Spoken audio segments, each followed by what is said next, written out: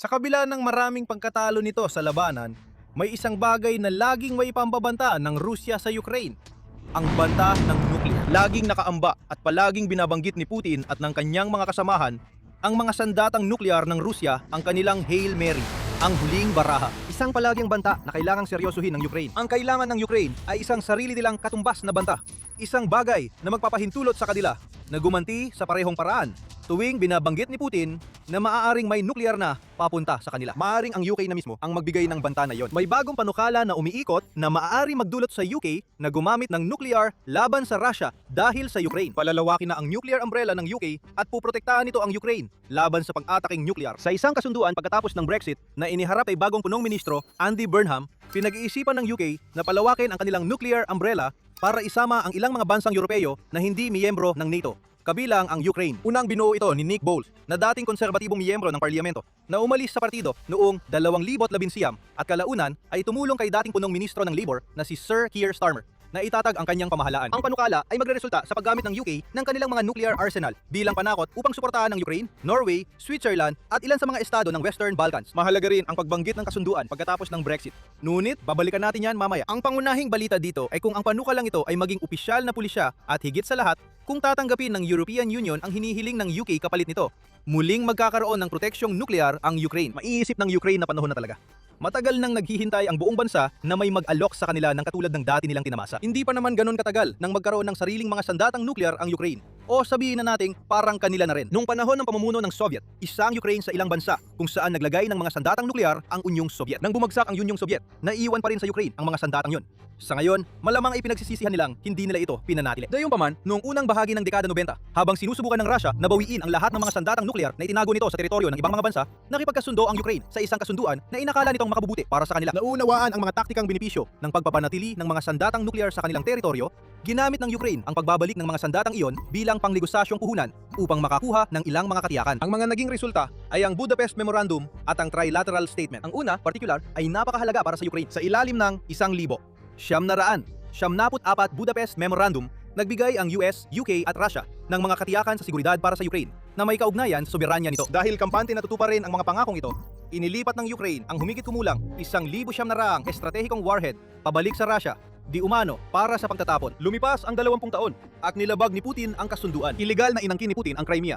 Sinubukan din gawin ito sa Donbas at pagkatapos ng 8 taon ay sinundan pa ng malawakang pananakop sa Ukraine na hanggang ngayon ay sinusubukan pa ring tapusin ng Russia. Mula pa noong 2014, tinatanong na ng Ukraine ang malaking tanong, bakit pa nito isinuko ang mga sandatang nuklear kung ang mga kasunduang napagkasunduan ay mauuwi lang din sa wala? Magandang tanong ito at isa na ring matagal ng pinagbubulayan ng marami sa Ukraine nitong nakaraang dekada o higit pa. Paulit-ulit nang nanawagan si Pangulong Volodymyr Zelensky ng Ukraine na tanggapin ang Ukraine sa NATO at Unyong Europeo. Bahagi nito ay upang makuha ang mga garantiya sa seguridad na dapat sana ay mayroon sila ngunit ipinagkait sa kanila.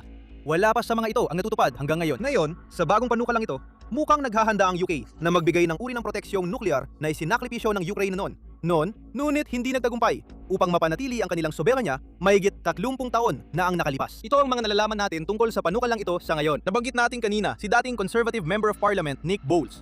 Siya ang nasa likod ng plano ng UK na ngayon ay ipinamahagi na sa ilang matataas na opisyal sa UK, kabilang sina Burnham at ang tagapayo sa pambansang seguridad ng UK na si Jonathan Powell. Sa ilalim ng panukala, iimbitahan ng UK ang Ukraine at ang iba pang mga bansang nabanggit natin na sumali sa isang European Confederation kung saan iaalok ng UK ang kanilang nuclear umbrella sa ilalim ng isang Mutual Defense Clause na gaya ng sa NATO. Mukhang ang ibig sabihin niyan ay isang nuke kapalit ng isang nuke. Kung gagamitin ng Russia ang kanilang mga sandatang nuclear laban sa Ukraine, tutugon ang UK sa pamamagitan ng pagpapakawala ng kanilang mga nuclear na armas para tamaan ang Russia.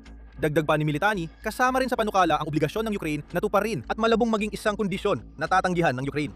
Magkakaroon ng espesyal na papel ang Ukraine sa European Confederation dahil kinakailangan nitong mapanatili ang sapat na kalakihang hukbong sandatahan upang magsilbing harang laban sa posibleng panibagong pananakop ng Russia kapag natapos na ang digmaan. Sa esensya, iminungkahi ng UK na ang Ukraine ang maging pangunahing silangang harapan laban sa Russia na siya namang ginagampanan na nito sa kasalukuyan. Dagdag pa rito, hihilingin ng UK sa Ukraine na ibahagi ang kanilang kaalaman at karanasan sa unmanned technology sa mga kasosyong Europeo.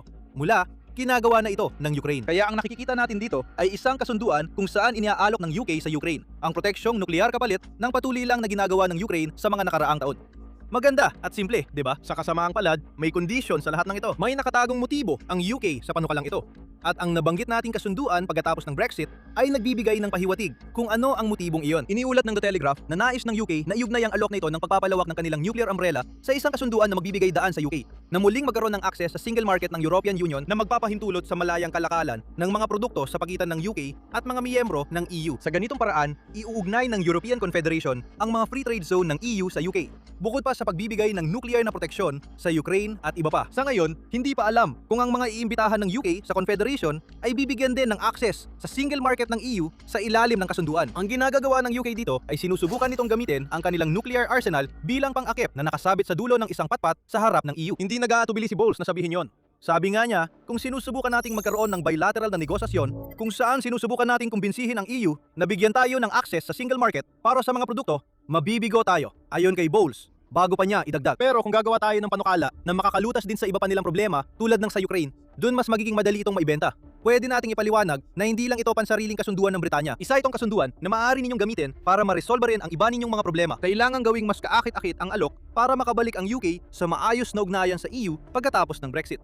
Ang pag-aalok ng proteksyong nuclear sa Ukraine at iba pa ang pulot na pinili ng UK para punuin ang palayok na yon. At bilang dagdag na insentibo, nangako rin ang UK na maglalaan nito ng 3.5% ng gross domestic product para sa depensa kung matatanggap ang kasunduan. Sa madaling salita, magsisikap ang UK na gawing mas malagang bahagi pa ito ng makina ng depensa ng Europa kaysa dati, habang pinalalawak ang nuclear umbrella nito. Kaya may sariling interes din dito ang UK at madali mong makita kung bakit kapag isinasaalang-alang mo kung ano ang nawala sa UK matapos mawalan ng access sa single market ng European Union dahil sa Brexit. Ayon sa Center for European Reform, napakalaki ng naging gastos ng UK sa kalakalan dahil sa Brexit. Bumaba ng 12% ang mga export papunta sa European Union, habang ang mga import mula EU papuntang UK ay bumaba ng 16% ayon sa sentro. Kung isa sa alang-alang ang mga pagkaluging ito sa pandaigdigang antas, nangangahulugan ito na ang UK ay nakaranas ng pagbaba ng 5% sa kanilang pandaigdigang export at 8% sa import. Kung ikukumpara sa kung paano sana sila nakikipagkalakalan kung hindi nangyari ang Brexit. Iba pang pagsusuri tulad ng isinagawa ni Bloom at mga ekonomista mula sa Bangko ng Inglaterra noong Hunyo 2026 ay nagpapahiwatig na ang Brexit ay nadulot ng pagkawala ng 6%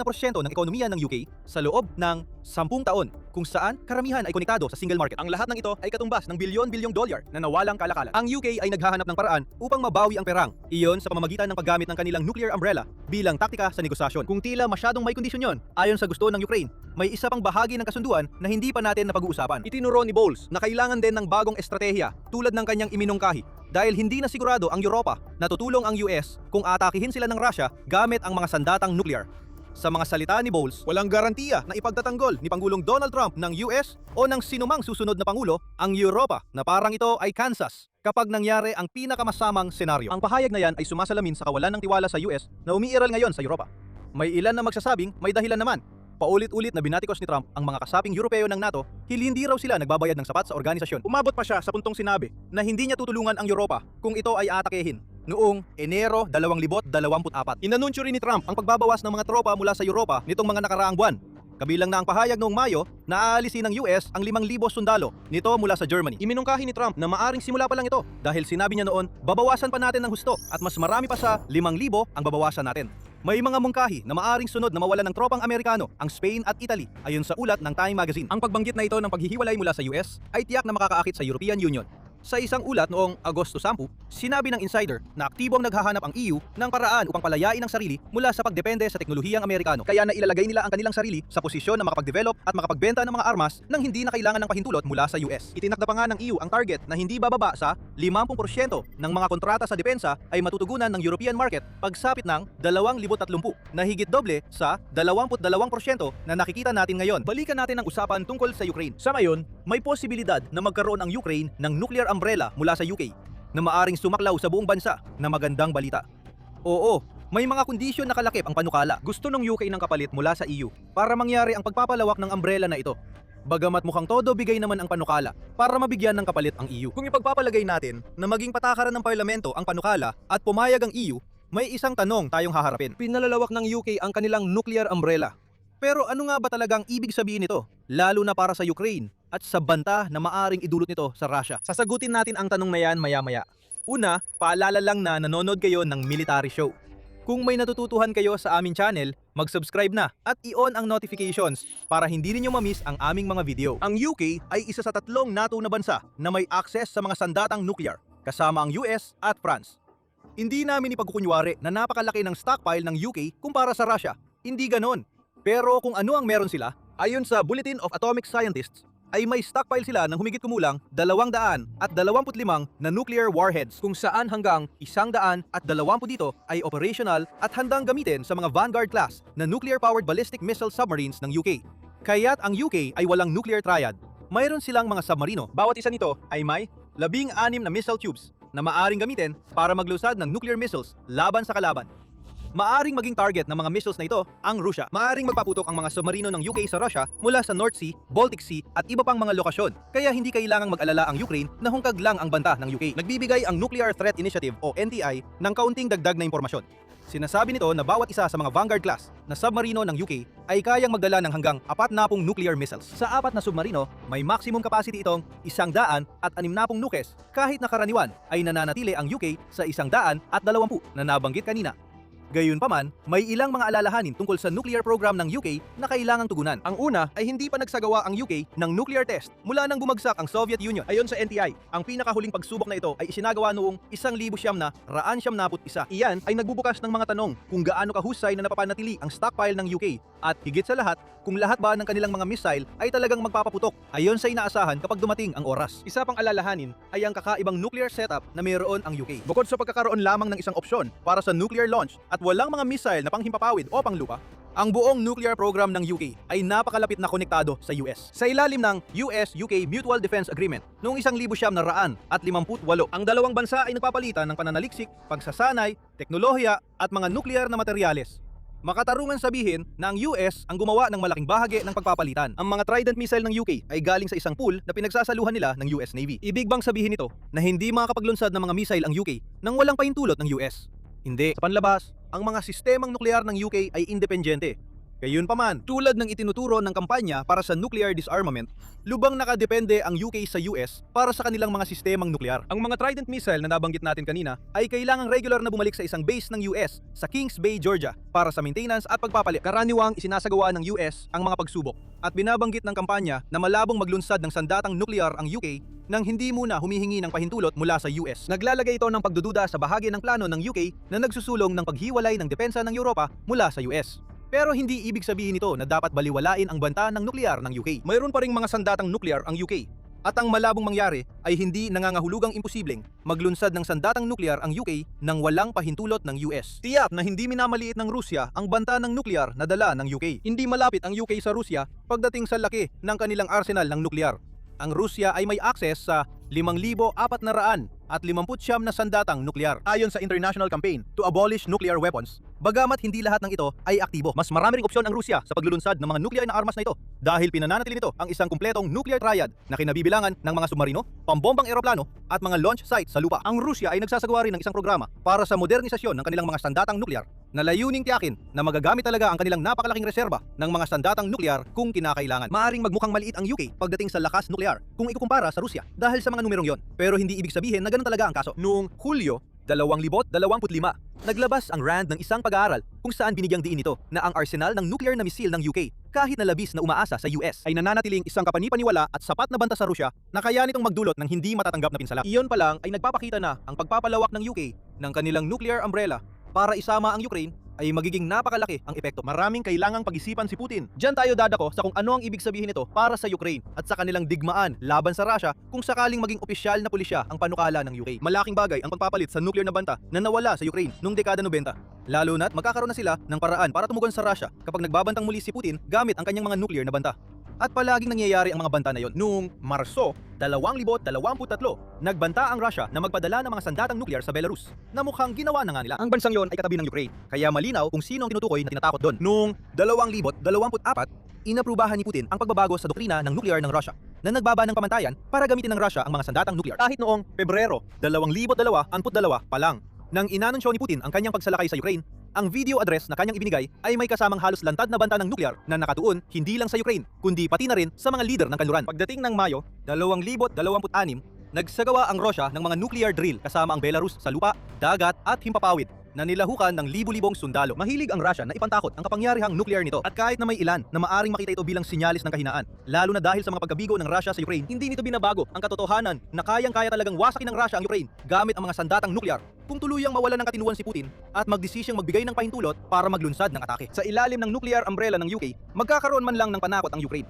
Isang paraan para tapatan ng banta ng banta. Ibig sabihin, mapipilitan ang Russia na mag-isip ng mabuti bago magsagawa ng anumang nuclear strike sa hinaharap. Sa huli, ipinapakita rin ng panukala ng UK na may mas malawak na pagbabago kung saan sinusubukan ng Europa na magpakita ng mas seryosong banta ng nuclear laban sa Russia. Bukod sa UK, may sarili ring arsenal ng nuclear ang Pransya na nakakatulong. Iniulat ng United 24 Media na kasalukuyang may mga pag-uusap sa US tungkol sa posibilidad ng pang-deploy ng mga eroplanong kayang magdala ng parehong konbensyonal at nuclear na sandata sa mga base ng NATO sa Europa. Kaya hindi pa rin maaring isantabi ang US bilang isang banta ng nuclear sa Russia sa ngayon. Kung magbubunga ng konkretong resulta ang mga pag-uusap na ito, maaaring hindi na kailanganin ang aspeto ng pagkalas na nasa panukala ng UK. Bukod pa rito, nagkaroon ng makasaysayang botohan ang parlamento ng Finland noong Hunyo. Sa pag-apruba ng 125 boto laban sa 61, inalis na ng Finland ang pagbabawal sa pag-iimbak ng mga sandatang nuclear sa kanilang teritoryo. Walang sariling sandatang nuclear ang Finland, pero ang ibig sabihin ng pagtanggal ng pagbabawal na ito ay maaring magdala ng mga sandatang nuclear ang US, UK at Pransya sa Finland, na ilalagay ang mga ito halos sa mismong hangganan ng Russia. May mga kailangan gawin pa. Sa ngayon, panukala pa lang ng UK ang usapan. Ipinasa na ito kay Burnham, pero hindi pa niya ginagawa itong opisyal na pulisya ng UK. At kung gagawin niya ito, pagdedebatehan pa ng European Union ang mga kondisyon, ibig sabihin kailangan pang maghintay ng Ukraine kung magagawa ng UK na makalusot pabalik sa single market gamit ang mga sandatang nuklear nito. Pero kung magiging maayos ang lahat, mag-aalala ang Russia at dapat lang, isa sa pinakamalakas na baraha ni Putin ay maaring mawala na sa kanya. Malamang nagsasawa at napapagod na si Putin sa UK sa ngayon. Ang panukalang nuclear na ito ay pinakabagong dagok na ibinigay ng UK laban sa Russia. Noong Hulyo, inihayag ng UK na ipapadala nila ang kanilang pangunahing aircraft carrier, ang HMS Prince of Wales, sa karagatang Artiko. Alamin kung bakit ginawa ng UK ang hakbang na iyon at kung ano ang kaugnayan nito sa pagpigil sa agresyon ng Russia sa pamamagitan ng panonood ng aming video. At kung nagustuhan mo ang video na ito, huwag kalimutang mag-subscribe sa Military Show habang sinusubaybayan namin ang mga pinakabagong kaganapan sa digmaan sa Ukraine at sa mas malawak na ekosistem ng depensa sa Europa. At maraming salamat gaya ng dati sa panonood.